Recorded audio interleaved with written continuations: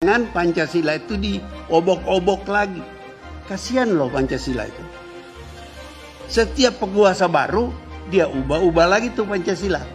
Zaman liberal lain ketika Bung Karno masuk Nasakom dekris presiden itu lain lagi Nasakom. Okay? Datang Pak Harto lain lagi asas tunggal. Sekarang mau apa lagi? Kok Pancasila kok jadi bola ditendang ke kiri dan ke kanan? Itu yang harus kita jaga. Sebab kita ini bangsa baru, saya selalu bilang, this is a fragmented society. Ini masyarakat baru yang namanya pun di abad ke-20 baru ada. Dulu kan nggak ada Indonesia. Semua pahlawan nasional yang kita pakai itu keputusan politik. Apa jasanya Sultan Hasanuddin? Apa jasanya di Ponorogo? Apa jasanya Imam Bonjol kepada Republik Indonesia? Nggak ada. Itu kita angkat kesepakatan politik. Mereka menjadi pahlawan nasional. Tapi sebenarnya Indonesia itu, gagasan itu adalah fenomena abad 20. Memuncak ketika Sumpah Pemuda. Sepakat kita. Tapi kita sepakat mau merdeka. Sepakat mengatur Indonesia itu sampai sekarang juga belum selesai. Nah kalau kita nggak pintar-pintar, bubar ini Indonesia ini. Karena itu saya selalu bilang, jangan sibuk teriak NKRI harga mati, Pancasila harga mati. Tidak, NKRI Pancasila harga hidup. Setiap zaman itu harus kita hidupkan supaya kita tidak ribut sendiri dalam menafsirkan. Kira-kira begitu. Baik, terima kasih Profesor.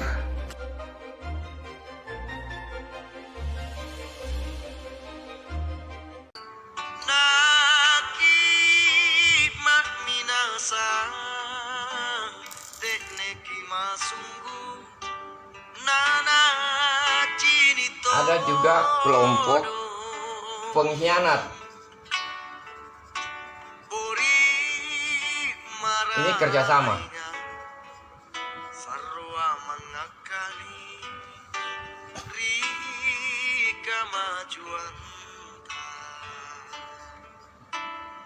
Ada kelompok oportunis.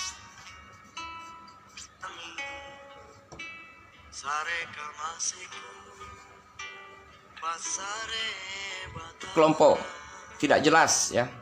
Dia lihat-lihat dulu yang mana menguntungkan, dia akan memihak ke situ. Ini munafik.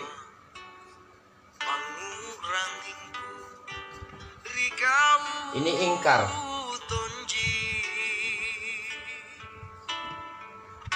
Dan ada kelompok apatis.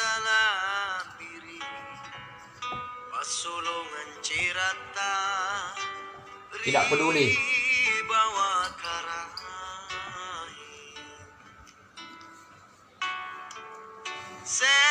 Jadi bayangkan di era penjajahan ada beragam.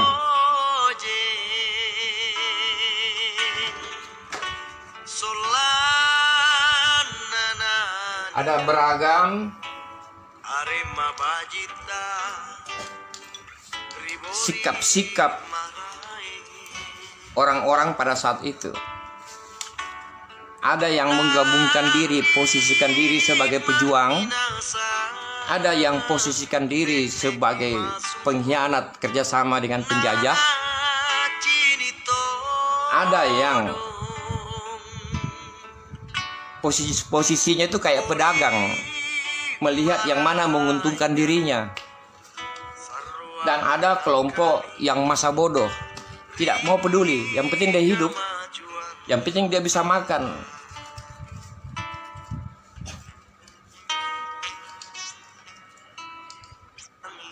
Ini logis yang seperti itu. Dan ini sudah terjadi sejak era kerajaan. Jadi di setiap kerajaan itu ada pengkhianatnya. Ada pejuang kerajaan yang menjaga peradaban. Ada jenis oportunis dan ada jenis apatis.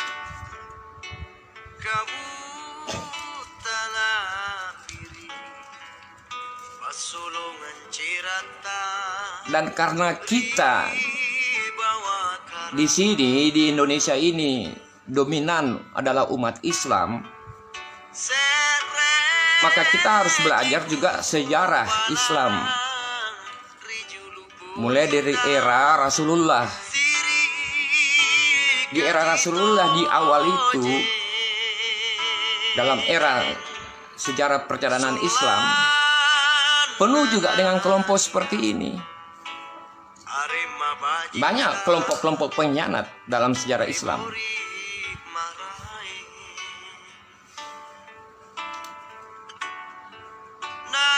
Kejatuhan Islam di Eropa juga karena adanya pengkhianatan dari dalam Islam itu sendiri. Kejatuhannya Turki Utsmani juga karena pengkhianatan dari dalam juga.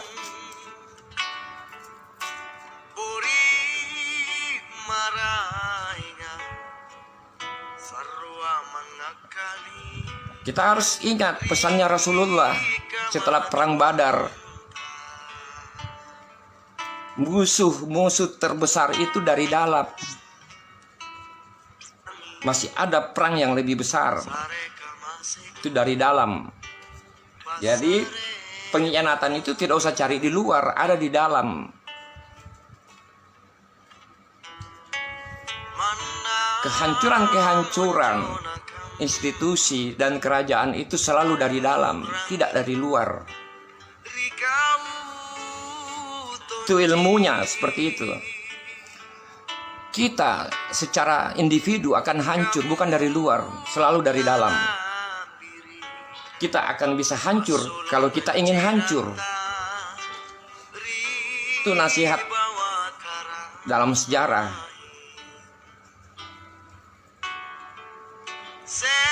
Nah, di era penjajahan mulai dari tahun 1511 ketika kedatangan bangsa Portugis,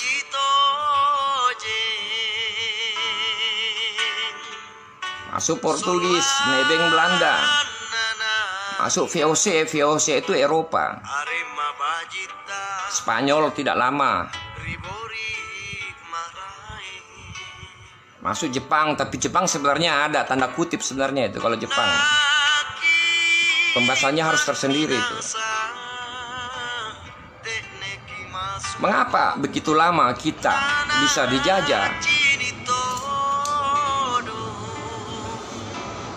1511. Kita anggap saja ini Indonesia semua. Walaupun ada yang menolak seperti itu, karena tidak semua kerajaan itu mengalami penjajahan. Tapi kita anggap semua Indonesia sajalah. 434 tahun terjajah.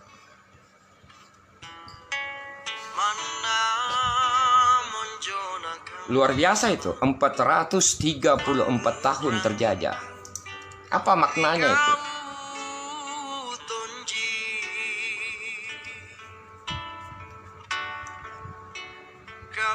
Ini menunjukkan bahwa salah satu kelemahan bangsa Indonesia itu adalah leadership. Sangat lemah dalam leadership. Leadership secara individunya itu lemah.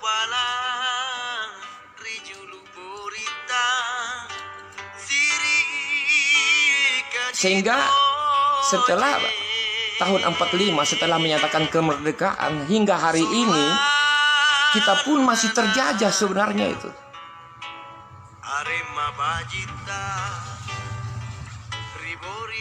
Kita masih bayar pajak ke negara-negara luar itu. Justru Palestina itu bangsa merdeka, makanya mereka masih berperang.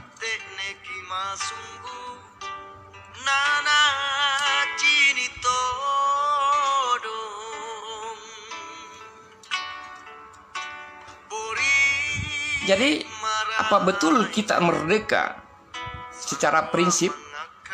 Itu belum.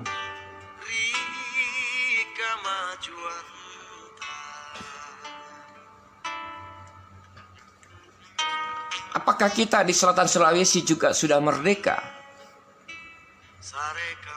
Tidak. Makanya kita punya adat istiadat dihancurkan. Kita tidak bebas dalam menghidupkan adat istiadat kita. Bahkan cenderung akan dihancurkan. Itu menunjukkan kita tidak merdeka dalam menjalankan adat istiadat. Kita tidak merdeka menjaga tempat-tempat bersejarahnya orang-orang selatan Sulawesi.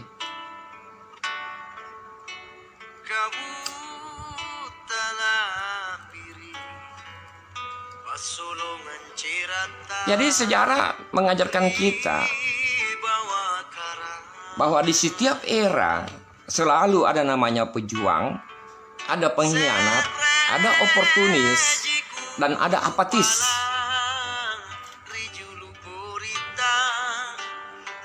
Tanya kepada diri kita masing-masing, saya ini garis keturunan yang di posisi mana di keturunan saya ini? Apakah saya datang dari keturunan pejuang, keturunan pengkhianat, oportunis, atau apatis?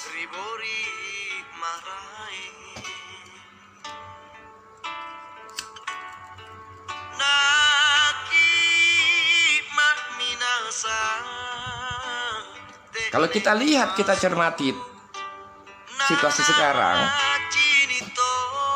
kita bisa mengambil satu simpulan ya. Kalau simpulan itu belum sampai pada kesimpulan, baru simpulan. Kita ini jenis bangsa yang lebih siap dijajah ketimbang siap merdeka. Saya ulangi, kita adalah jenis bangsa yang lebih siap untuk dijajah, tapi kita tidak pernah siap untuk merdeka. Karena begitu pernyataan kemerdekaan, kita banyak mensalahgunakan kemerdekaan itu.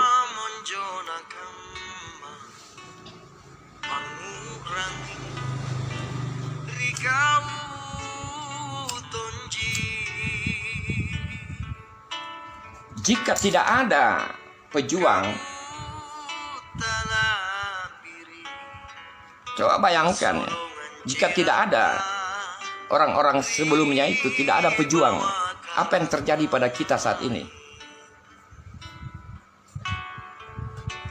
Dapat dipastikan kita akan menjadi budak bagi para penjajah.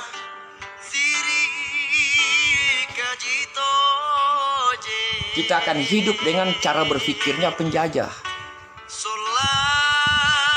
Karena kita akan dijajah juga secara pemikiran.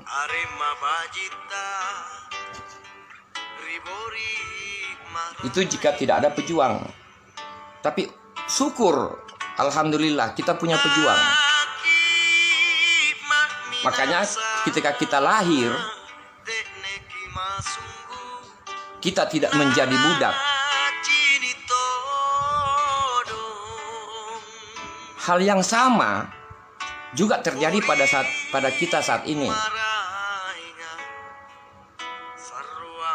Kalau kita diam saja, kita tidak membawa mentalitas pejuang, apa yang akan terjadi terhadap keturunan kita nanti? Kalau kita diam, apa yang akan terjadi pada keturunan kita nanti? Apakah mereka akan jadi budak atau jadi tuan di negeri sendiri?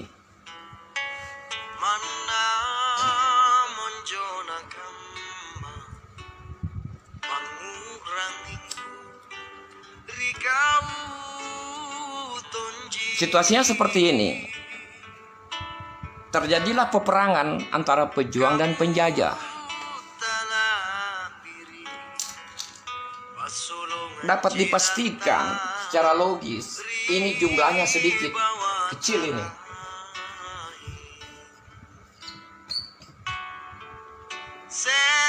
Lebih kecil kelompok pejuang ketimbang kelompok pengkhianat. Lebih kecil kelompok pejuang jumlahnya dibanding kelompok oportunis. Lebih kecil jumlah pejuang dibanding kelompok apatis. Selalu kecil jumlah pejuang itu.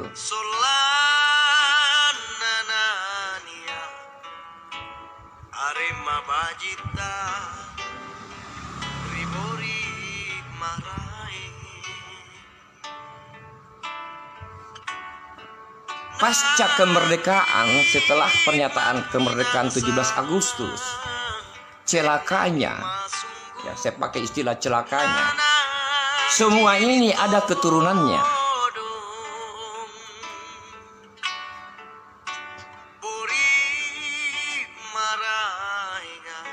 Ini perlu disampaikan karena ada hubungan nanti dengan poin pembahasan kita.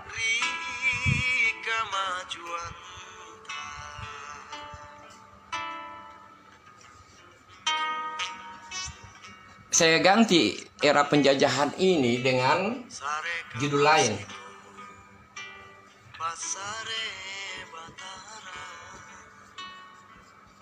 Persoalan Gunung Bulu Bawah Karaeng.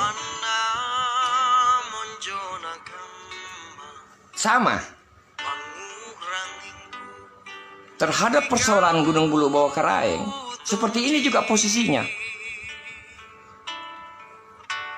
Ada yang berjuang untuk mengembalikan eksistensi Gunung Bulu Bawah Karaeng. Ada kelompok pengkhianat, ada kelompok oportunis, dan ada kelompok masa bodoh. Sama posisinya.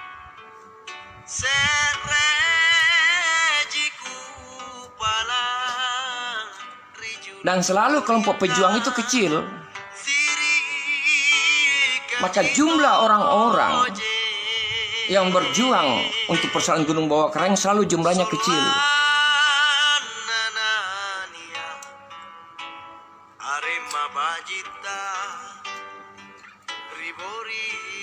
Yang dihadapi siapa? 3, kelompok apatis, kelompok oportunis, dan kelompok pengkhianat.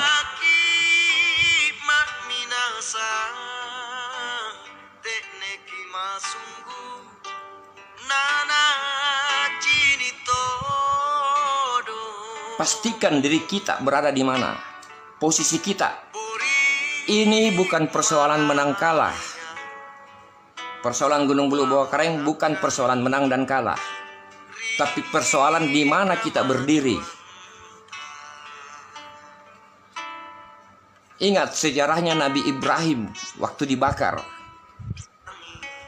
Ada seekor burung berusaha untuk padamkan api walaupun itu tidak logis. Tapi burung tersebut bukan persoalan menang kalah, tapi persoalan memposisikan dirinya.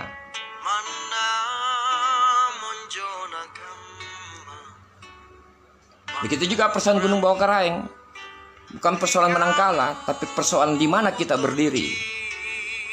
Seperti apa sikap kita, itu yang utama.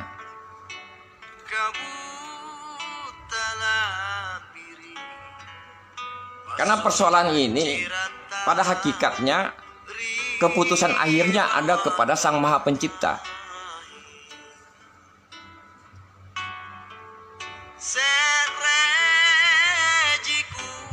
Kita hanya dikasih persoalan oleh Sang Maha Pencipta. Seakan-akan Sang Maha Pencipta berkata, ketika makhluk ciptaan saya diganggu, dirusak, apa yang kalian lakukan? Kalian berada di mana? Seakan-akan seperti itu.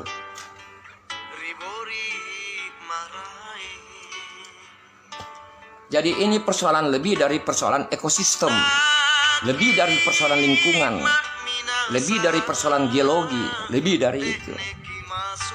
Tapi kita diuji, kita dicoba di mana kita berposisi.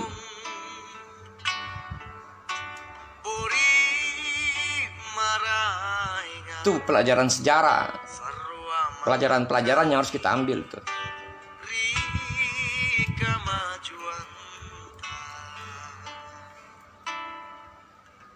Nah ini dipegang ya. Ini ada semua keturunannya di bangsa ini.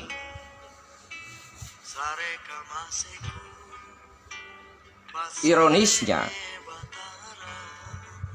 kita satu bangsa, satu tanah air, dan satu negara dengan jenis-jenis ini.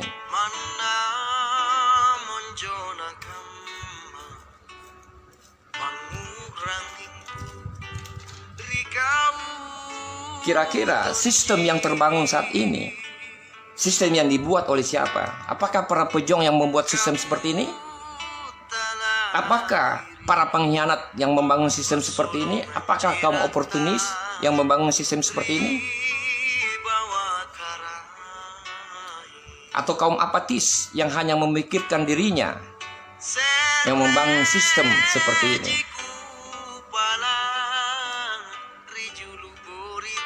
Jadi jangan pernah lupa juga dalam rutinitas keseharian, dalam kesusahan hidup, kita punya kewajiban tentang hal ini. Arema Bajita Ribori Marai Naki Kita bahas Minasa pernyataan Tekneki Masu Pernyataan pertama. Nana Cini Todong Buri Disampaikan ini produk.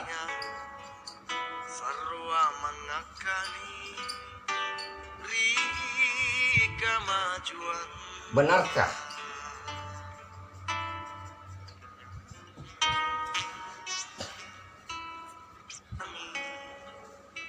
Sare kamaseku Pasare batara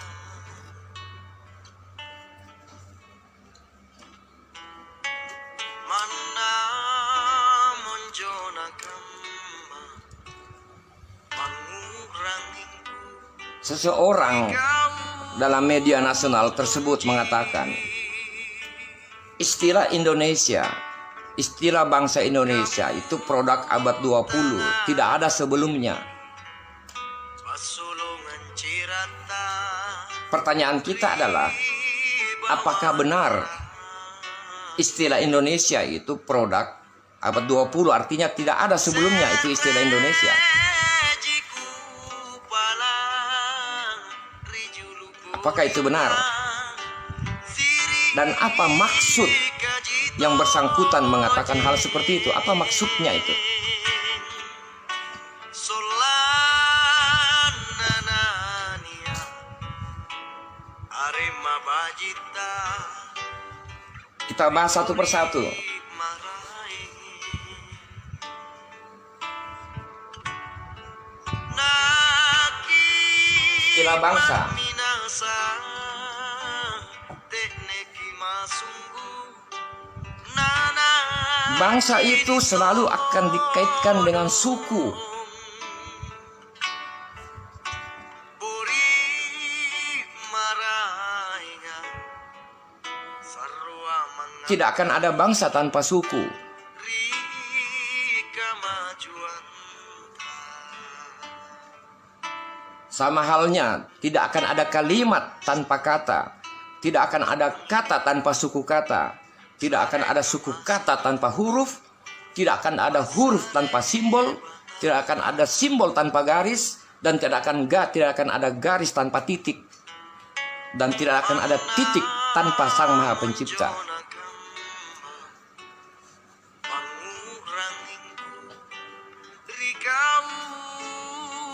Jadi, kalau istilah bangsa sudah ada. Jadi kalau berbicara bangsa Indonesia, tidak boleh dihilangkan sukunya.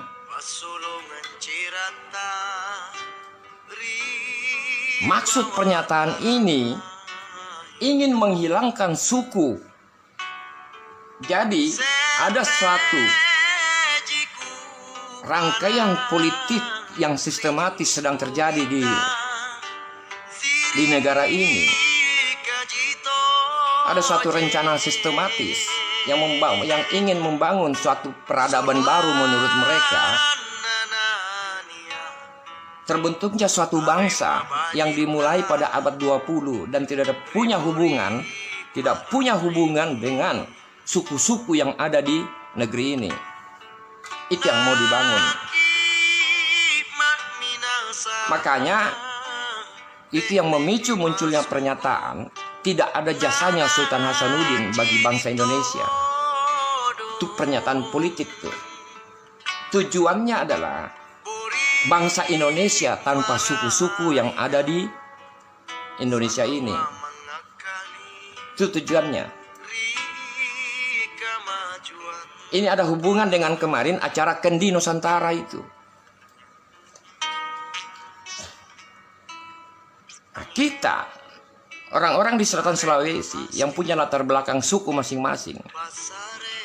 Lalu apa, seperti apa tanggung jawab kita sebagai bagian dari suku yang ada di selatan Sulawesi? Kita diam? Kita berkhianat? Kita oportunis? Kita apatis? Atau kita berjuang? Itu pilihan kita masing-masing.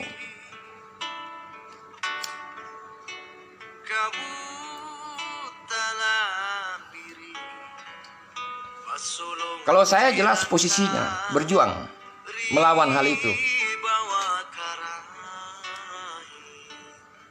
Anda posisinya di mana?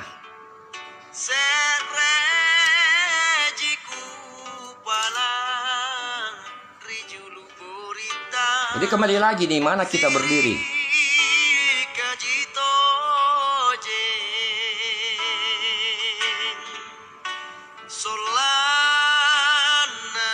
Jadi kalau bicara bangsa tidak bisa dilepas dari suku.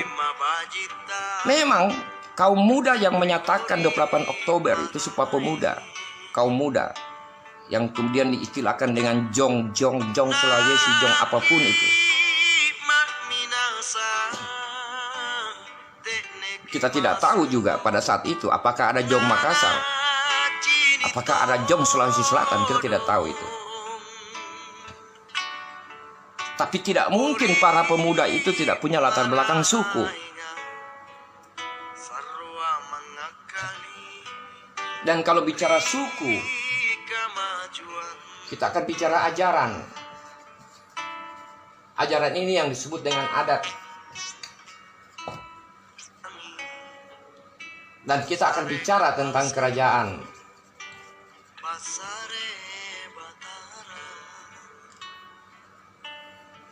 Jadi pernyataan ini ingin memutus ini. Mau diputus, dan itu sementara berlangsung sekarang. Itu yang menjelaskan kenapa adat itu selalu mau dihilangkan.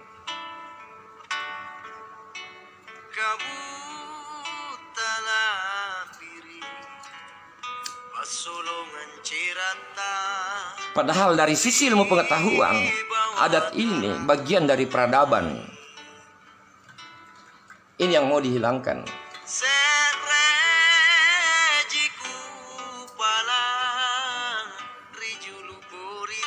Pernyataan di media sosial, di media nasional tersebut, maksudnya menuju ke sini.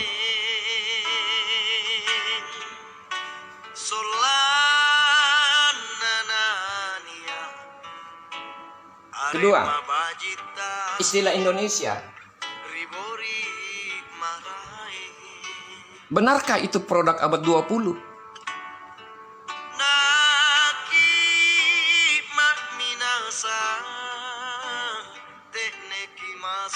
Pertama kali ini disampaikan dengan sebutan Indonusa.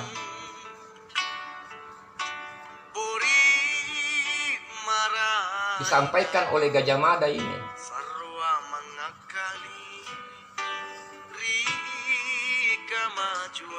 Kalau saya sebut Gajah Mada, bedakan dengan Majapahit. Sudah lama dikenali ini kata Indonusa. Kemudian beberapa peneliti Eropa, antropolog dari Jerman,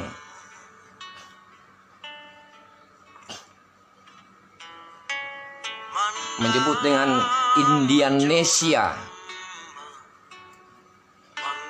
Jadi bukan baru ini, sudah lama ini.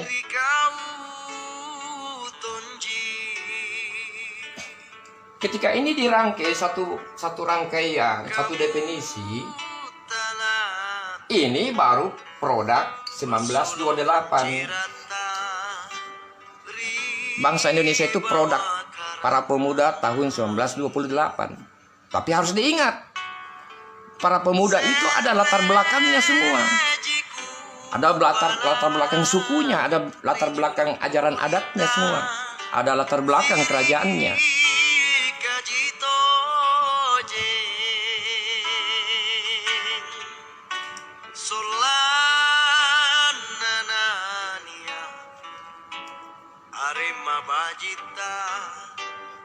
Kenapa hal-hal seperti ini selalu terjadi? Karena kita membiarkan Jakarta menjadi pusat informasi, itu masalahnya. Corong-corong dari sana dihadapkan ke timur. Harusnya kita di timur juga memasang corong hadapkan ke sana. Kita jangan jadi objek.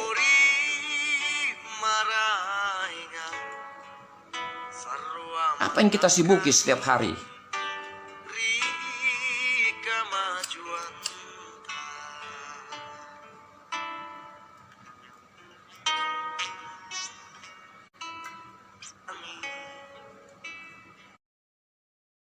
Maka wajar bagi kita untuk kembali membuka sejarah.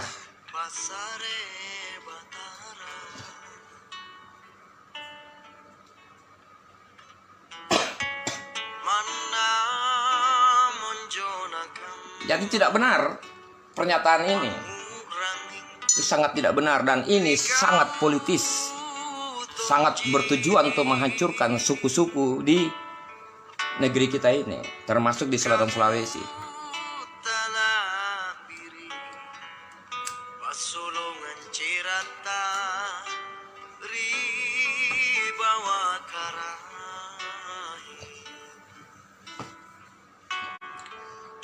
Poin kedua,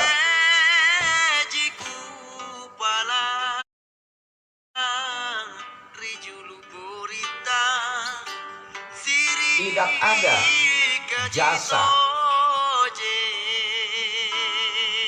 para pahlawan. Tidak ada jasanya para pahlawan terhadap bangsa Indonesia yang kemudian diberi contoh. Pangeran Diponegoro,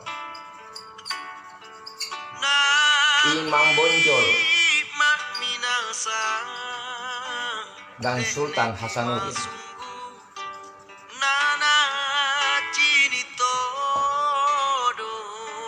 Mengapa harus nama ketiga tokoh ini yang dimunculkan?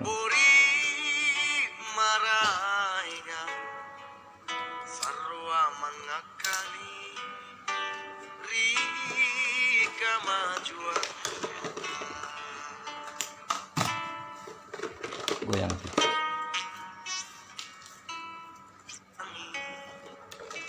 Kita berpikir,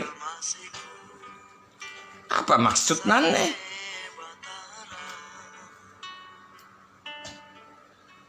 Siapa mereka ini?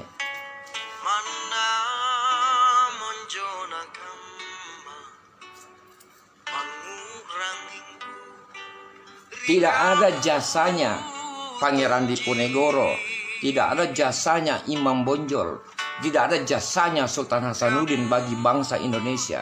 Seperti itu pernyataannya. Apa maksudnya ini? Karena kita di selatan Sulawesi, kita ambil satu saja, Sultan Hasanuddin.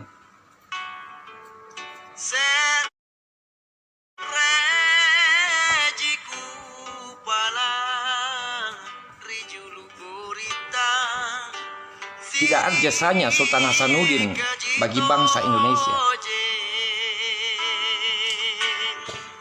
Apa maksudnya ini?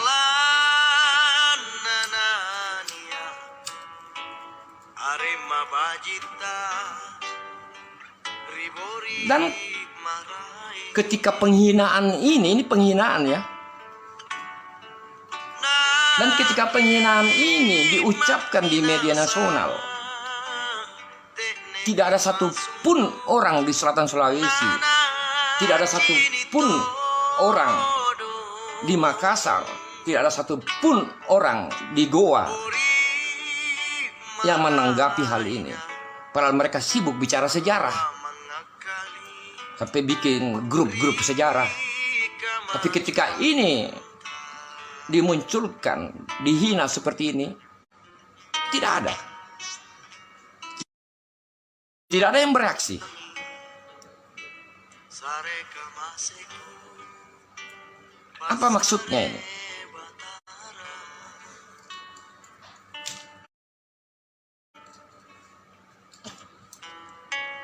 Mana monjona kamba panguranginku Kaitkan dengan nama Universitas Hasanuddin yang dibuang kata sultannya. Kaitkan dengan nama Alauddin sebagai nama perguruan tinggi yang dibuang juga kata sultannya. Mengapa tidak dikatakan Universitas Sultan Hasanuddin? Mengapa tidak dikatakan Universitas Sultan Alauddin? Kenapa dibuang kata sultannya? Serejiku palang rijulu burita siri kajito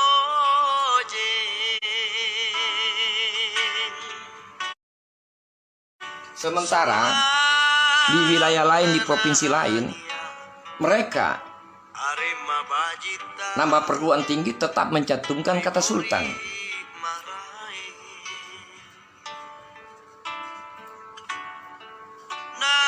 Tapi mengapa khusus di Sulawesi Selatan ini tidak seperti itu? Neki masunggu nana cini todong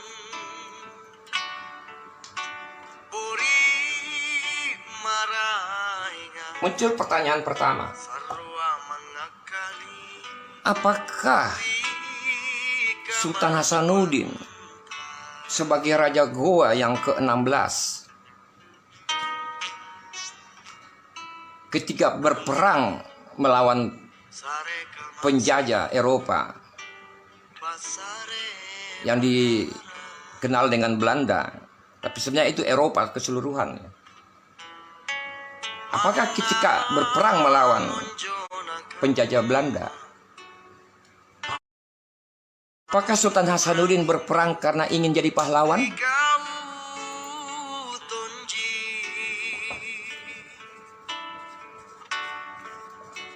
kamu talapiri pasolongan cirata ribawa kara Jadi orang yang hidup sekarang sibuk membahas apakah Soekarno pahlawan, apakah Soeharto pahlawan. Mereka sibuk itu. Sementara apakah Soekarno melakukan kewajibannya agar ingin disebut pahlawan?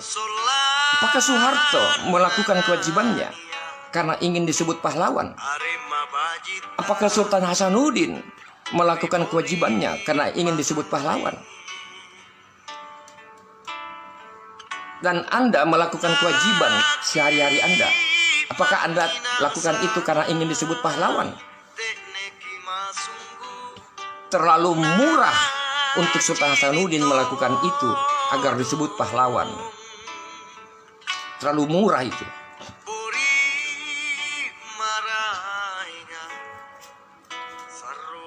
Kita di selatan Sulawesi tidak punya kosakata terima kasih, tidak ada itu. Bahasa Makassar tidak punya kata terima kasih itu. Mengapa? Karena ajaran kita di selatan Sulawesi, suatu kewajiban tidak membutuhkan terima kasih.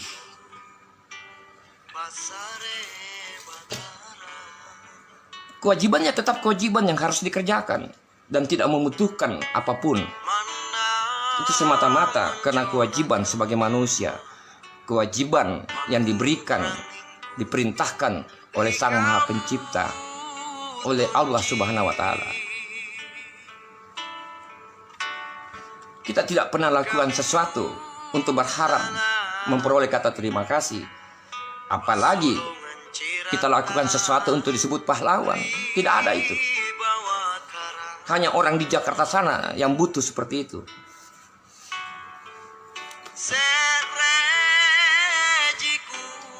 Ini pernyataan yang sangat menyakitkan kita.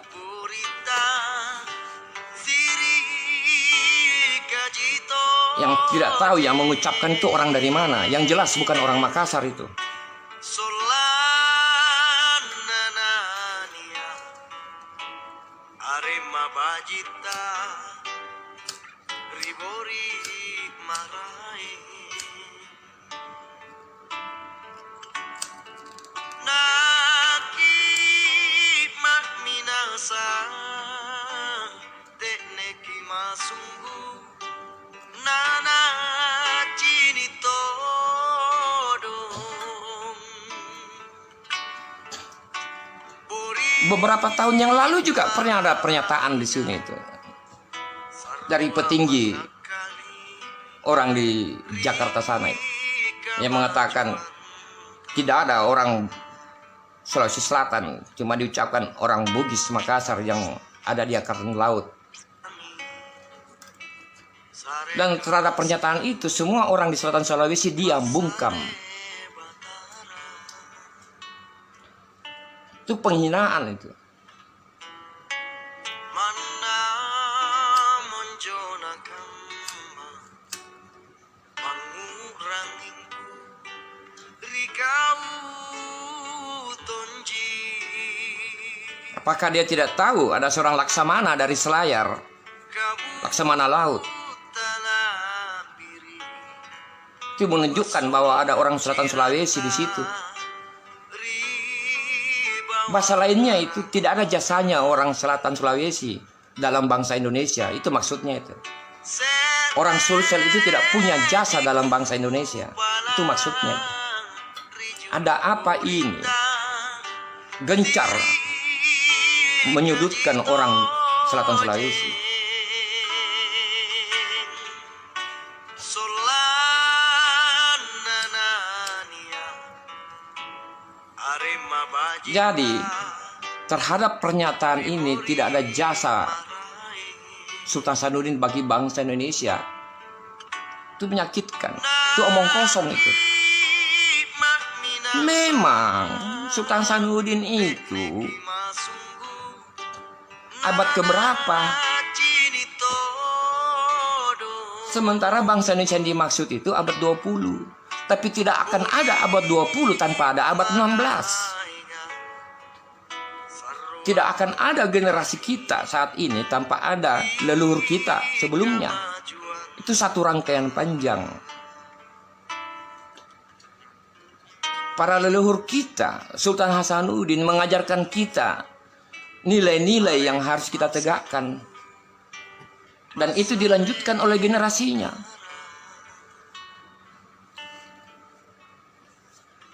Mengapa kita diam terhadap hal ini? Mengapa tidak sekalian bilang saja tidak ada jasanya Tuhan terhadap bangsa Indonesia?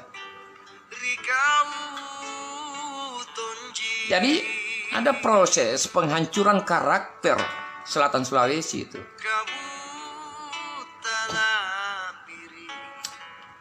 Pasulungan cirata ribawa karai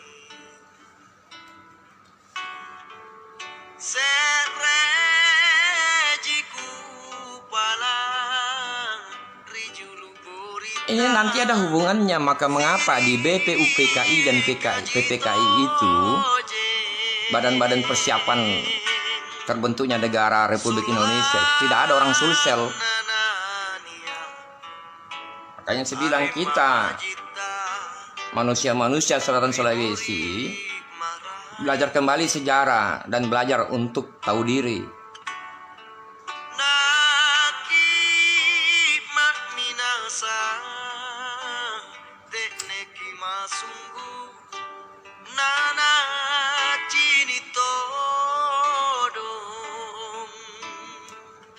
Tidak begitu caranya menjalin kekeluargaan dalam berbangsa, bertanah air, bernegara. Sarwa mengakali kemajuan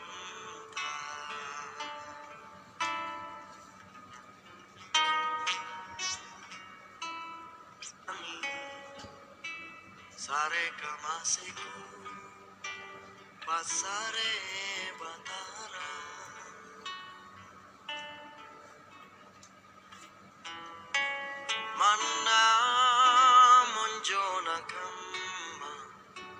Jadi ini tidak benar ya. Sama itu pernyataan tidak ada jasanya Nabi Muhammad bagi bangsa Indonesia. Sama itu, sama bangunannya dengan ini.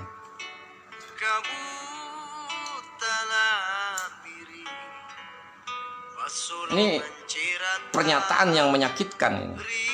Dan resmi disampaikan di media TV nasional itu.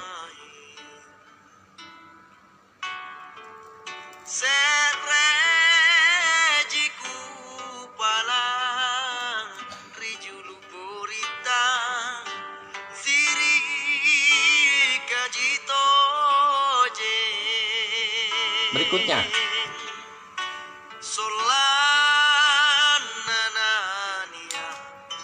ditambah lagi, dikatakan begini, Sultan Hasanuddin ya, disampaikan para pahlawan itu diangkat karena keputusan politik. Itu sama dengan mengatakan Sultan Hasanuddin itu ditetapkan sebagai pahlawan karena keputusan politik.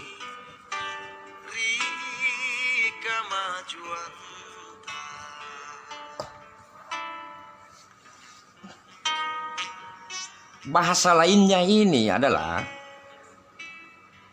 sewaktu-waktu bisa dicabut statusnya sebagai pahlawan juga karena keputusan politik. Itu bahasa lainnya. Bahasa yang lebih lain lagi adalah Sultan Hasanuddin ditetapkan sebagai pahlawan hanya karena dikasihani saja itu.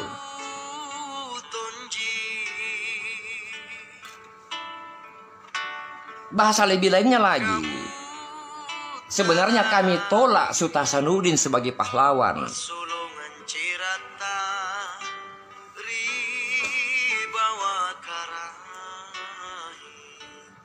Tidak bagus ini.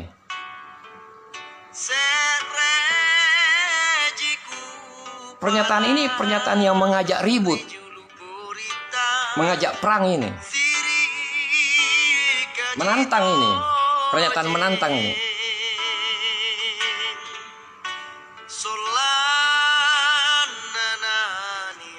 Memang kalau kita lihat tingkah laku di Jakarta sana, di media nasional,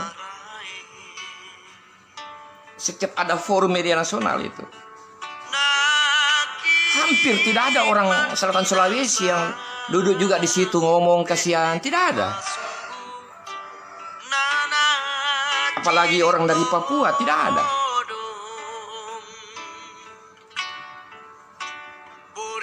Di situ kita sudah harus merasa kalau kita punya sedikit rasa malu, kita harus merasa di situ.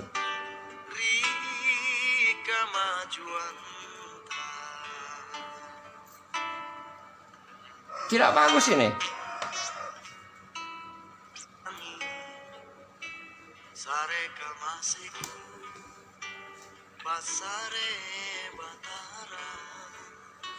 Dan celakanya, orang-orang di Selatan Sulawesi, khususnya di Goa, khususnya di Makassar, yang suka bahas sejarah, diam terhadap hal ini.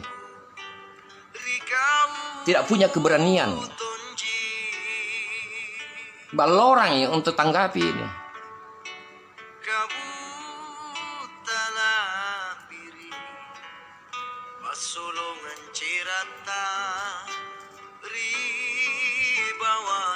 Kita stretching di kata keputusan politik. Kita garis bawahi itu.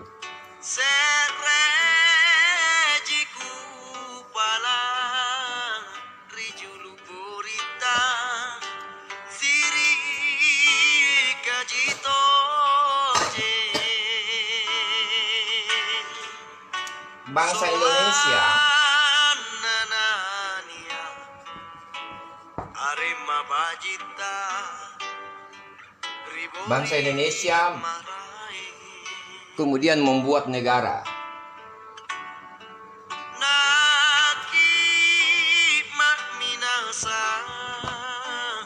negara Republik Indonesia ini dibangun oleh bangsa Indonesia. Siapa lagi kalau bukan bangsa Indonesia? Bukan si A, bukan si B, bukan si C, tapi bangsa Indonesia. Karena yang merdeka 17 Agustus itu bangsa Indonesia. Kecuali kalau ada niat dari Jakarta sana mau kasih keluar Sulsel dari bangsa Indonesia. Nah, kalau itu it's okay, kita tidak masalahkan ini. Kecuali kalau punya niat seperti itu. Bangsa Indonesia membuat keputusan politik. Jadi di sini ada keputusan politik. Bikin negara. Setelah terbentuk negara kemudian membentuk namanya Universitas Indonesia. Ini juga keputusan politik.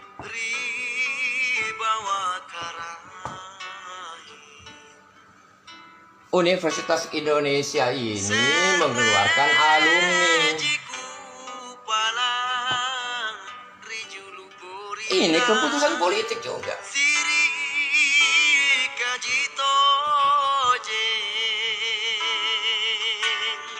Karena yang membuat pernyataan ini seorang profesor alumni Universitas Indonesia, maka profesornya itu juga keputusan politik.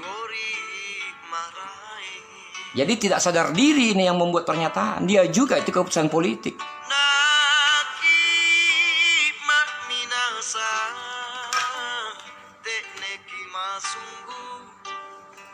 Kalau cuma sekedar bahas keputusan politik, lama-lama jadi rusak ini istilah. Bahkan orang menikah juga karena keputusan politik. Semua orang yang lahir juga keputusan politik, jadinya seperti itu. Kan kacau itu.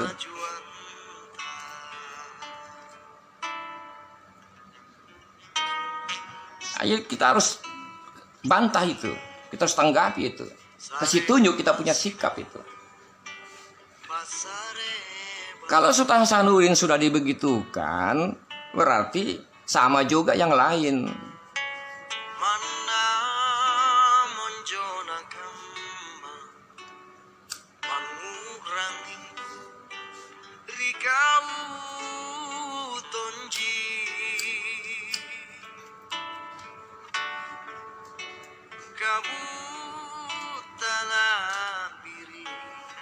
Makanya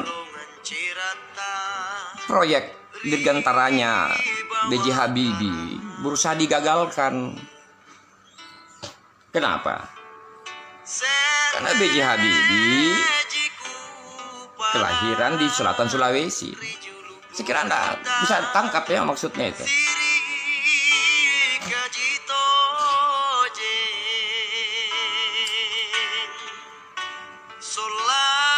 Jadi ada suatu mekanisme politik yang sistematis sedang terjadi.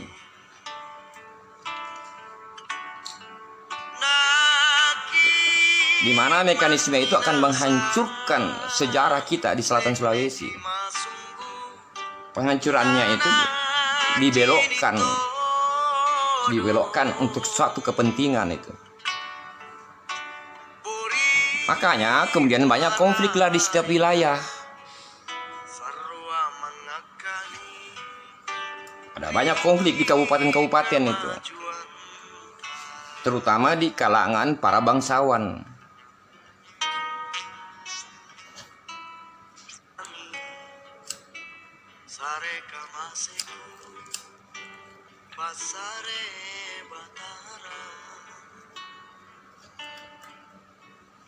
Sekira ini poinnya ya, yang perlu kita cermati. Silakan didiskusikan di tempat masing-masing itu.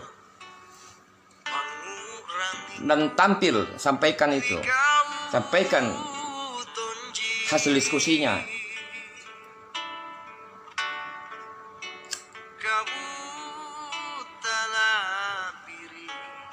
Salah satu mekanisme pola, bukan mekanisme, pola yang paling nampak itu adalah, ya, dalam sejarah sudah menjelaskan sama kita. Hancurkan Islam dengan Islam, hancurkan Sulsel dengan orang Sulsel, hancurkan Makassar dengan orang Makassar. Pola itu sedang terjadi. Hancurkan para bangsawan dengan bangsawan. Pola itu terjadi. Pola apa itu?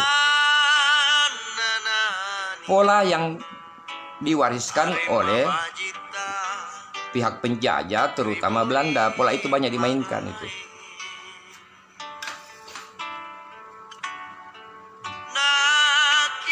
Kenapa pola itu diambil? Karena mereka belajar ternyata pola itu efektif untuk dipakai di Indonesia ini.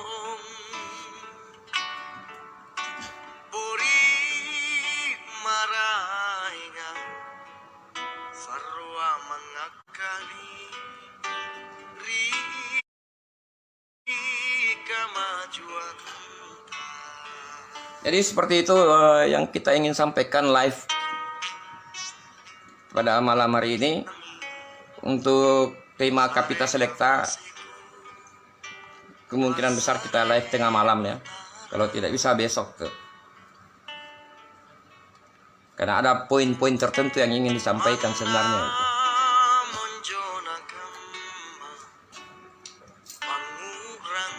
Ingat, ini bukan persoalan menang kalah, tapi ini lebih kepada di mana kita berdiri.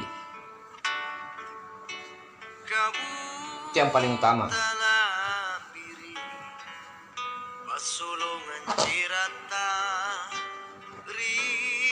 Ada satu nasihat. Jika engkau ingin tahu seperti apa posisimu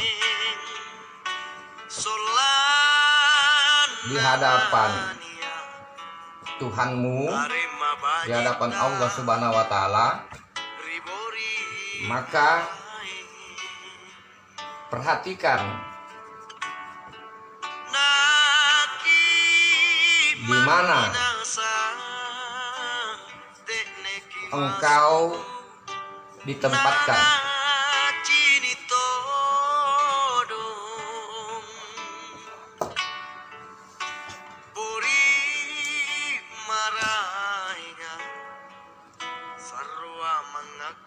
Jadi di mana kita berdiri, seperti itulah posisi kita di hadapan Allah Subhanahu wa Ta'ala.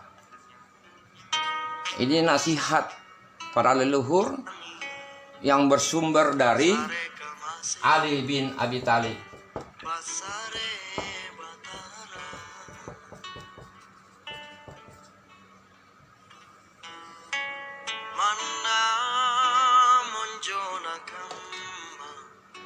Yang paling sederhana, kalau tempatmu sebagai kepala keluarga, maka sudah bisa ditahu seperti apa kita di hadapan Tuhan kita. Kira-kira seperti itu dalam skala yang kecil itu.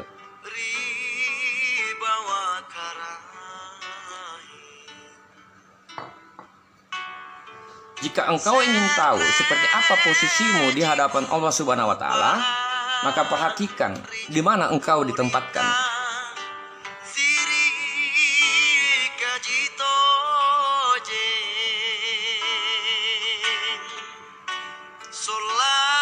Saya tutup pertemuan live malam hari ini membahas sesuatu yang tidak menyenangkan, tapi momennya untuk dibahas ya. Saya tutup dengan pesan dari Ali bin Abi Thalib seperti ini. Semoga penjelasan ini membuat kita sadar kewajiban kita dalam berbangsa, bertanah air, bernegara, sadar dalam berSulawesi Selatan, sadar dalam berselatan Sulawesi.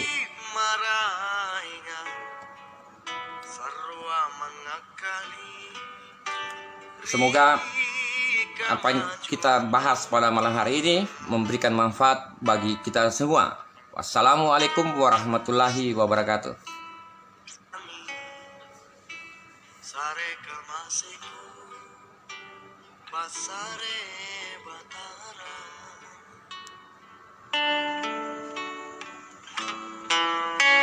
Manna monjona kamba Panguranginku Rikau tonji